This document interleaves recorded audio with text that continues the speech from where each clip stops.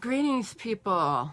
How you doing? I wanted to let you know the reason I didn't do a Sunday Night Live is that I went to a workshop called Touch Drawing, Drawing Down Your Soul. Yes, the Soul Cards creator. The workshop was led by her, Debra Koff-Chapin. It was quite the experience, let me tell you. It was held in Rowe, Mass, where which I'm 100 miles from. So it was a weekend workshop up in the hills, and it was interesting. So I wanted to talk to you while I'm still kind of fresh from the experience. I am not totally present in this moment. My head is somewhere in between. To be quite honest, I'm not very grounded, but I expect to be more back to myself tomorrow. It was a lot to process. It was quite cathartic experience. I went through something. It was totally more than the drawing experience, which was amazing, but nothing has really sunk in yet, except I know I went through a very cathartic experience. The weekend started, the weather was great, and then predicting a storm on Sunday, and so the energies were really strange this week. And there was also Yi Tash, I hope I pronounced her name right, an African woman who wrote Jambalaya, was also there. So there was a lot of women. So it was a lot of really a goddess gathering. I think there was only one man that was in a touch drawing class, and other than the staff that was there. So it was really a woman's type gathering. So there was some younger than me, but we were all, I would say, middle-aged women. So it was really quite, even that was quite interesting experience to be among people of basically the same age group. Like I said, there was some that were younger, but the majority was the middle-aged women. So basically we started on Friday evening, got there open around 4 in the afternoon, and we all arrived Friday evening, and then we had our first session after dinner.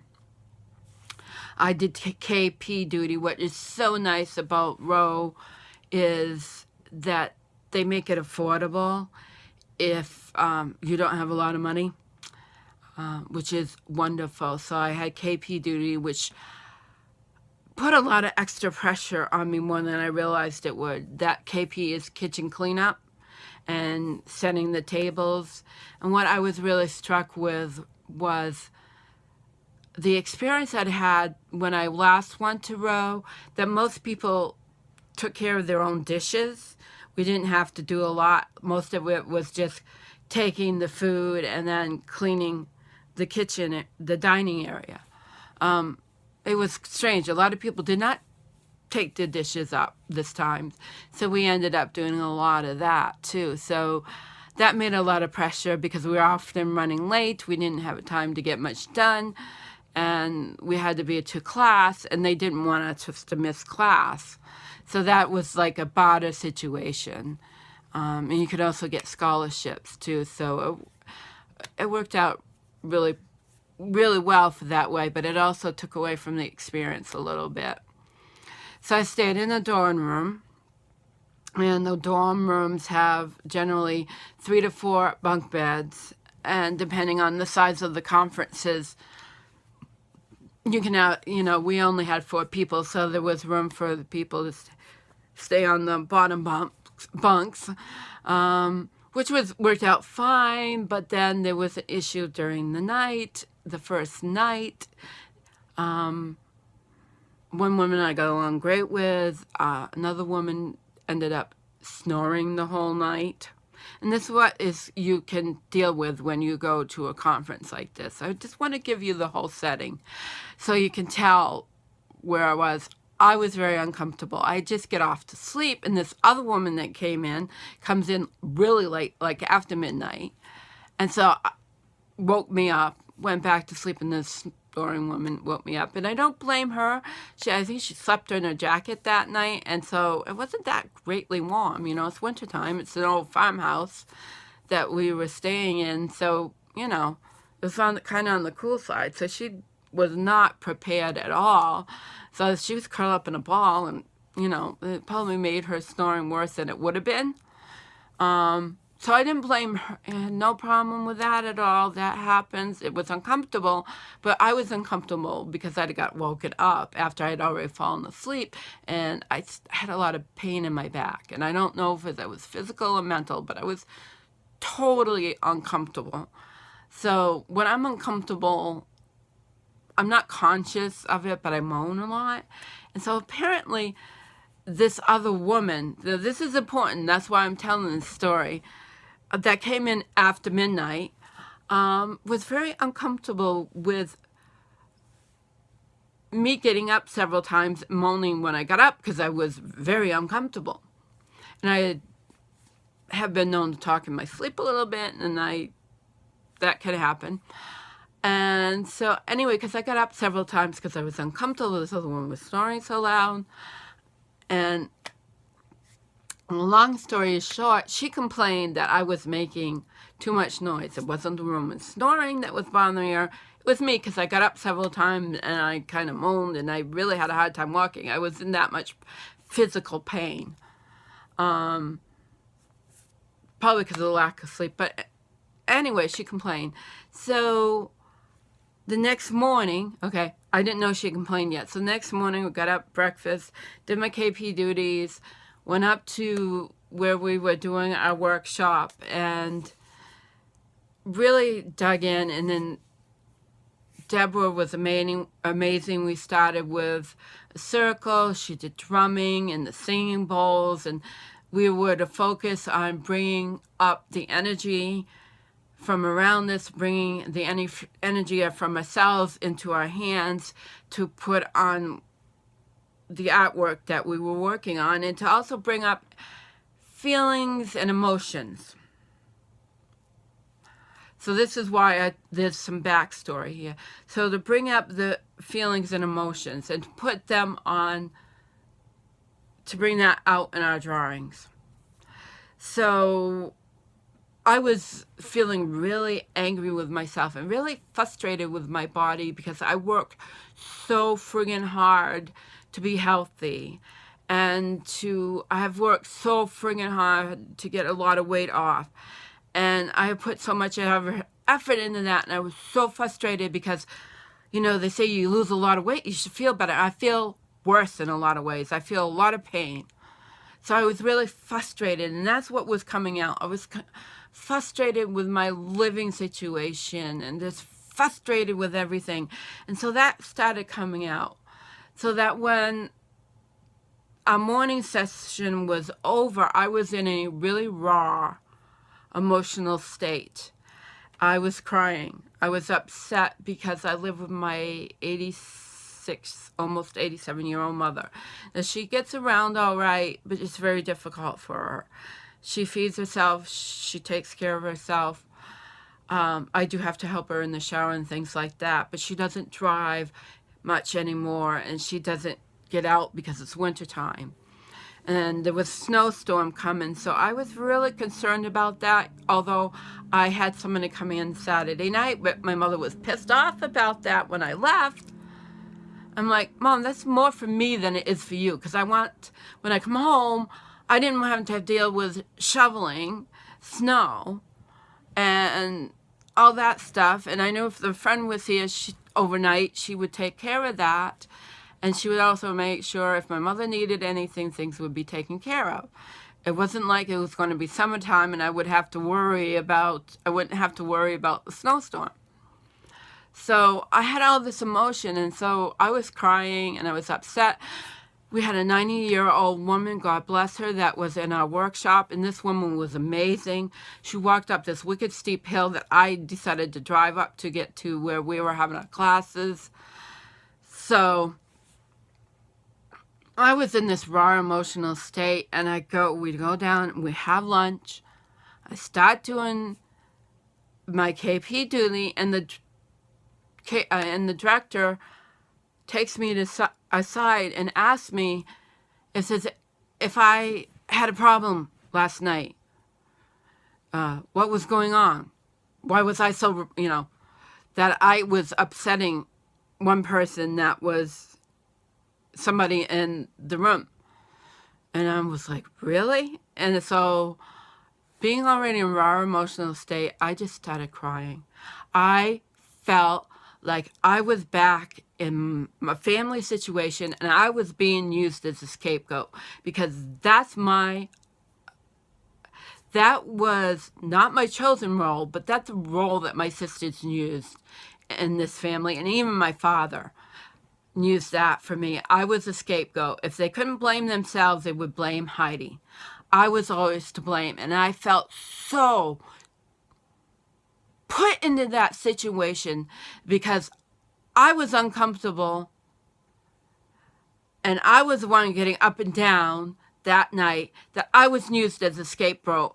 And instead of talking with me directly, this woman that was a teacher had to go and complain and be like a tattletale instead of speaking to me directly and say, hey, what's going on? Why were you so upset? Because I think the main reason was the woman that was snoring, and she didn't want to begrudge the woman that was snoring, so blame it on Heidi. Blame it on the scapegoat. Right? So I was literally bawling my eyes out, and bawling, guys. It was just coming out of me. I wasn't sobbing, but it was just rolling off my face, coming out my nose, all this stuff. And then Debra starts talking to me, which was great, because she's like, this happens a lot. People empty a lot of their emotions when they come to touch drawing. She sees it all the time. This is what happens. Sometimes the energy gets real heavy and people just let go. And she said, don't worry about all this coming out of you. Oh God, it's coming out my nose. She's like, don't worry about it, because you're helping somebody else. You're showing your emotions.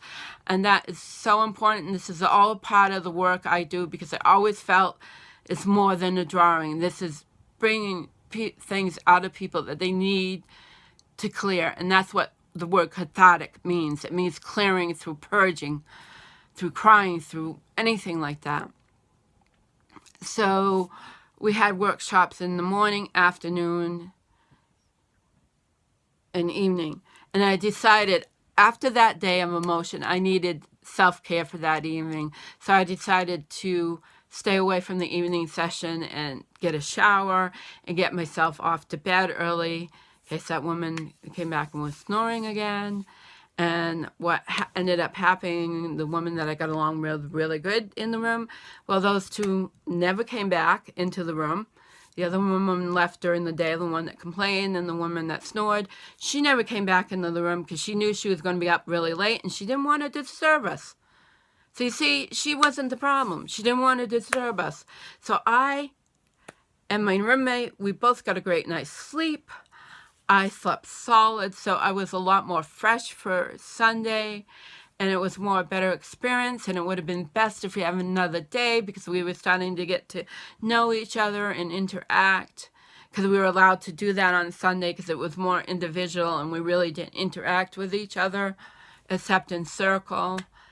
And so it was much better, and we get into more things. And that story I didn't talk about the touch drawing. This is just the experience and what happened.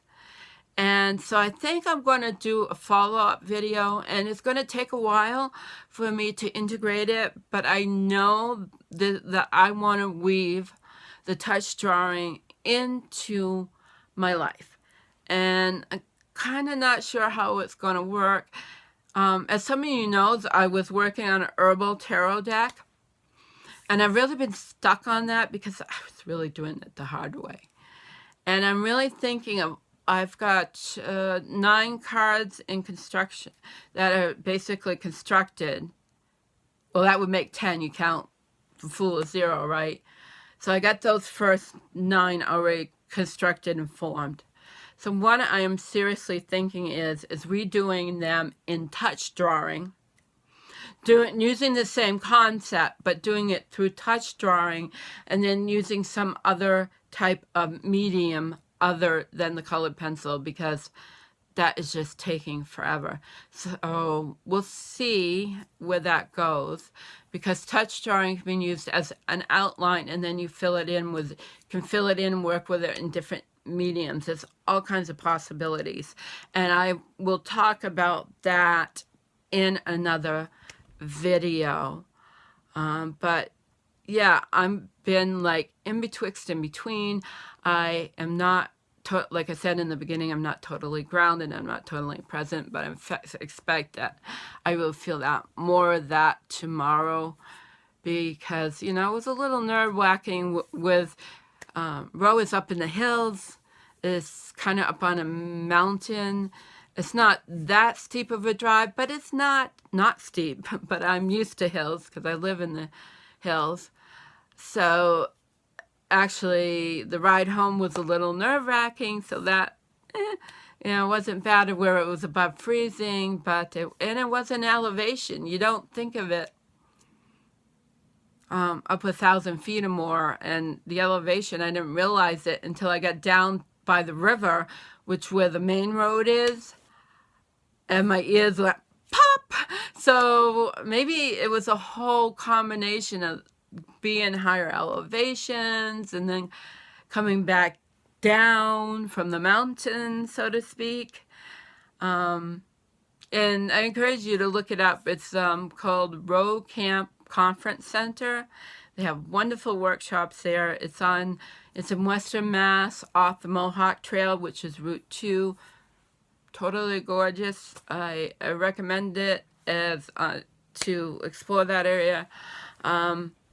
Well, my area is just as gorgeous too. That's something I realized on this trip. But I think I've gone on about that, and to my friends of the mysterious fairy realm, I hope to get to that, the exercises sometime this week.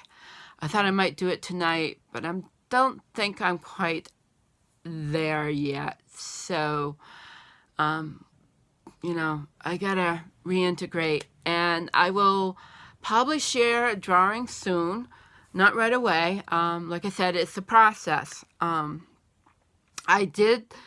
is a negative image, like what it looks like after you pull the paper off. That's on my Instagram, so that's there. So that's what I'm willing to share so far. But look, I will be sharing more, I'm sure, once I go through them and start cataloging them and all. So this has been quite the ramble. I hope you enjoy it. But I really wanted to share that experience with you. I thought it was important that sometimes those things happen. And we need to shed the fears, to shed that emotion. You know, I was like thinking, why in hell am I doing this? What in the hell? And now I'm like, now I want to go back. Now I want to do more, you know? And yeah, many blessings to everybody. And remember to be wild.